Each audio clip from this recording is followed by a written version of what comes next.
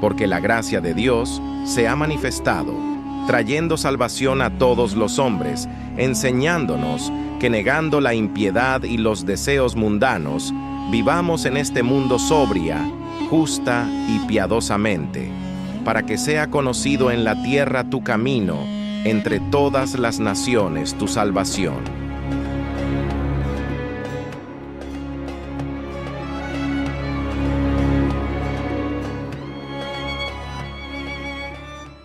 ...15, 20 minuticos, algunos más, oye, a uno Dios le ha dado 20 talentos, a otros 1. A los que nos ha dado un talentico, que no lo enterramos, pues 15, 20 minutos nos cuesta mucho. No es para salir del paso ni por predicar, porque haya menos o más gente, es porque nos cuesta mucho traer una palabra, porque es un milagro que prediquemos la palabra de Dios. Sí, Señor. Es por la gracia de Dios. Amén.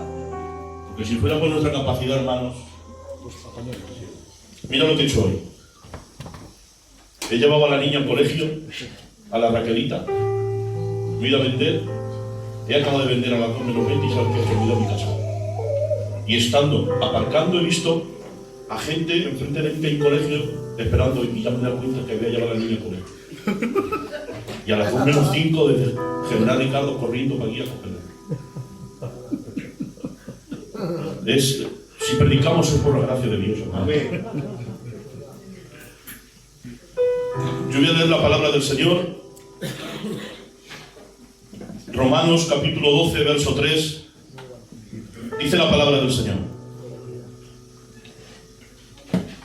Digo pues, por la gracia que me es dada, a cada cual que está entre vosotros, que no tenga más alto concepto de sí mismo que el que debe tener, sino que piense de sí mismo con cordura. Amén. Dice la Biblia, no me lo invento, versión Reina Valera del 60, Romanos 12:13. Dice, conforme a la medida de fe que Dios, no ningún hombre, Dios repartió a cada uno.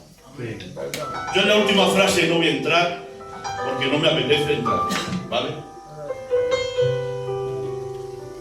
Pero si algo creo que mucha gente sufrimos y nos metemos todos en el saco y que se salve quien pueda, es que tenemos un concepto de nosotros mismos equivocado. Muy bien. Porque dice la Biblia, no tenga un concepto de sí mismo más alto, dice, que el que debe tener. Porque tenemos que tener un concepto de nosotros mismos. Tampoco puedes ser tan humilde que no te creas nada. Eso tampoco es. Dice la Biblia que no tengamos un concepto mayor que el que debemos tener. Es decir, que tenemos que tener un concepto de nosotros mismos. El problema de mucha gente es que tiene un concepto equivocado de sí mismo. Porque se creen lo que no son.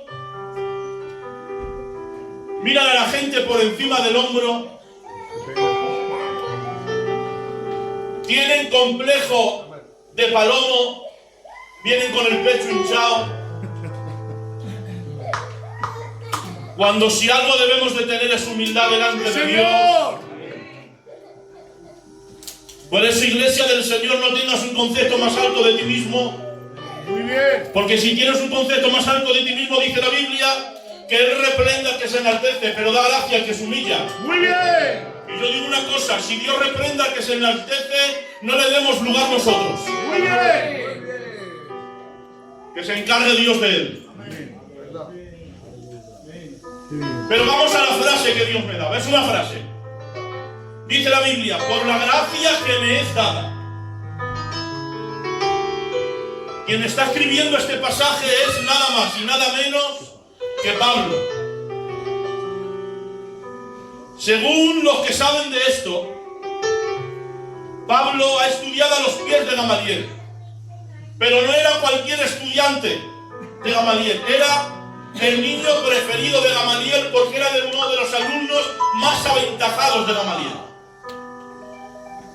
Pablo, según los que saben de esto, dicen que ha escrito el 23,48% de la Biblia.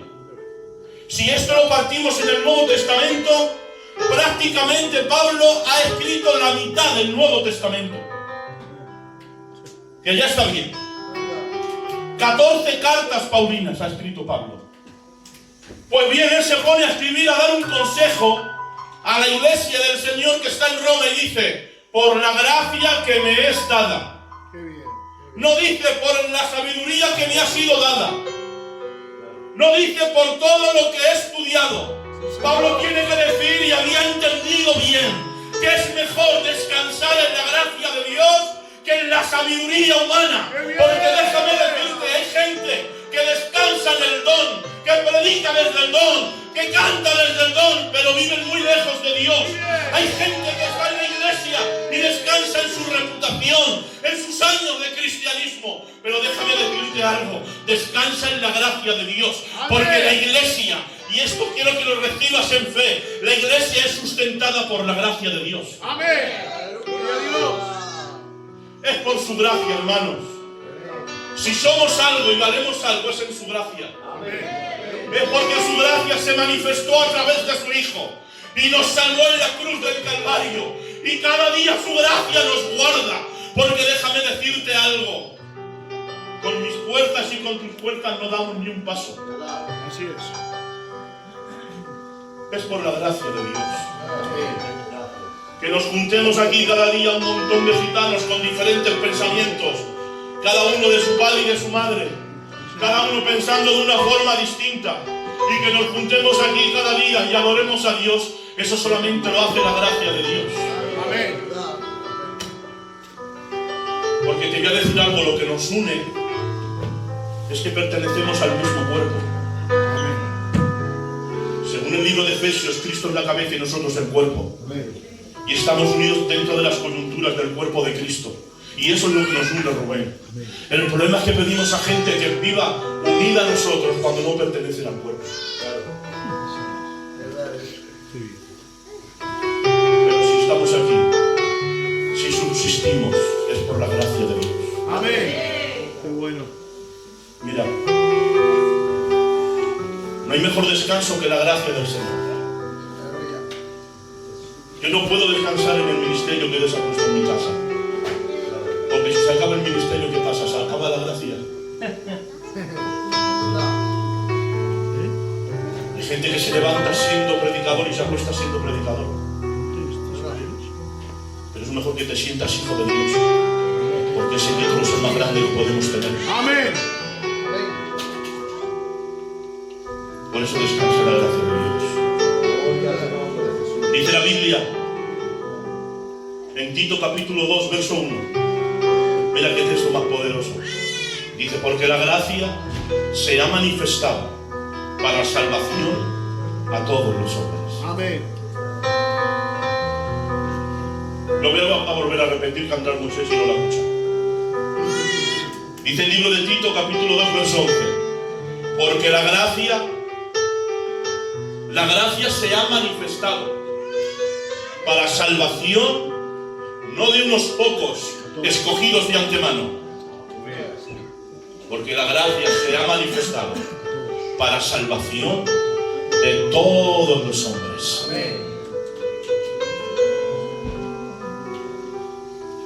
Dice Romanos capítulo 5 verso 8. Me encanta decir, dice la Biblia, eso me encanta. Porque no es lo que yo creo ni lo que tú creas, es lo que dice la palabra. Amén. Dice Romanos capítulo 5 verso 8. Y en esto se muestra el amor de Dios. Dicen que siendo aún pecadores, Cristo murió por nosotros. Amén. Esta palabra aún tiene una connotación muy importante en este pasaje. ¿Sabes por qué? Mira, porque aún se escribe con tilde cuando es una palabra tónica, que quiere decir todavía. Si no tuviera tilde, quería decir ni siquiera.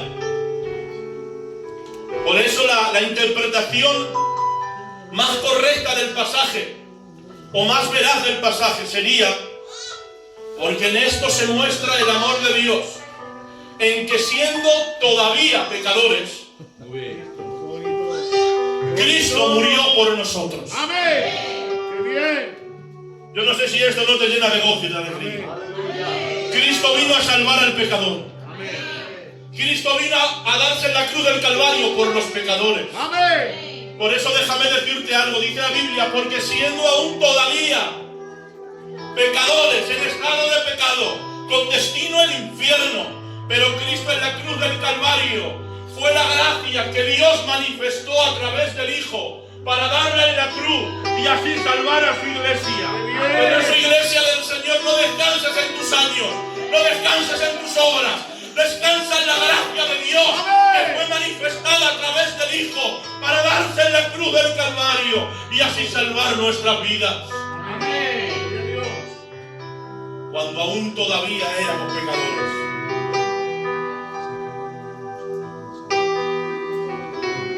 Mira, dice la Biblia, este pasaje dice Jeremías 31, capítulo 2, dice, y el pueblo que escapó de la espada halló gracia delante de Dios. Dice la palabra del Señor, Jeremías capítulo 31, verso 2, Reina Valera del 60, para que todos lo entiendan. Dice, y el pueblo que escapaba de la espada de Faraón, dice, halló gracia delante de Dios, ¿dónde? David, ¿dónde? En el desierto. Y esta es la frase que Dios ponía en el corazón. El desierto, la gracia de Dios no quiere decir ausencia de desierto. La gracia de Dios no es igual a ausencia de desierto. La gracia de Dios es que aún en mitad del desierto, la gracia de Dios se manifiesta a tu favor para librarte de la espada de Faraón. Amén. Por eso déjame decirte algo en esta tarde. Hay ocasiones donde nos creemos que pasar por el desierto es consecuencia de que Dios no se acordó de nosotros. Y tengo que decir que en muchas ocasiones es todo lo contrario. Es que a veces Dios nos espera en el desierto para tratarnos. Nos está esperando que salgamos de nuestro metro cuadrado religioso, de nuestra parcela religiosa donde nos sentimos intocables. Nos está esperando Dios en el desierto para tratarnos, para hacer de nosotros un mejor cristiano. Porque hay gente que hasta que Dios no la trate no va a cambiar. Porque si no es un cambio ficticio, es apariencia que a Dios no le agrada. Pero en mitad del desierto, mi querido, aunque vengan malas noticias, aunque a veces parece ser que el cielo se cerró, aunque estés peleando contra tu Goliat personal, pero en mitad de tu desierto, yo creo que la gracia de Dios se sigue manifestando a favor de su pueblo. Mira, ¿por qué creéis? Y yo no sé si esto lo habréis preguntado alguna vez, pero yo me lo he preguntado. ¿Por qué creéis que el padre del hijo pródigo, dice la Biblia textualmente y no me lo invento, porque yo sé que yo aquí tengo que subir con pie de plomo, pero dice la Biblia textualmente que el padre del hijo pródigo todos los días, no se salvaba ni uno, todos los días salía a la puerta de su casa, al camino, a esperar al hijo pródigo. ¿No te has preguntado alguna vez por qué no le decía a uno de sus criados? Tenía un montón de criados. No les decía, iros al camino a ver si veis a mi hijo. Y si veis a mi hijo me llamáis que salgo y lo recibo. Lo podría haber hecho. Tenía un montón de gente a su cuidado. Tenía criados que le obedecían en todo. Pero Dios me lo hizo entender así. Y es un rema que Dios me dio para la iglesia de la meseta. Y es que yo puedo imaginar al hijo pródigo que venía todo andrajoso, con las ropas rotas, sucias, descalzo, con el pelo largo, sucio, con unas barbas grandes. Quiero pensar que si pasa al lado de un criado, igual ni le conoce y pasa de largo. Pasa de largo. Pero sin embargo el padre, por muy andrajoso que viniera, por muy mal vestido que viniera, a lo lejos del camino, por la mirada, por muy sucio que viniera, y al buen entendedor con pocas palabras le basta, por muy sucio que viniera, a lo lejos, él vio el corazón arrepentido, y le conoció, y le abrió los brazos.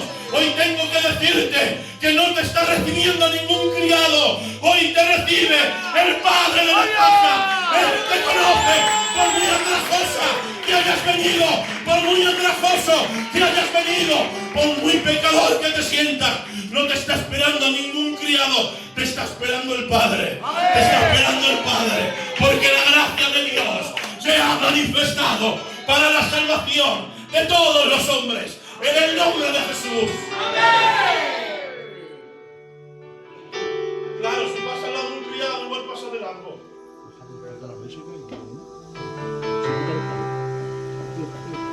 Ay, Dios mío. Que es que tu problema está puesto en tu mano de hombre.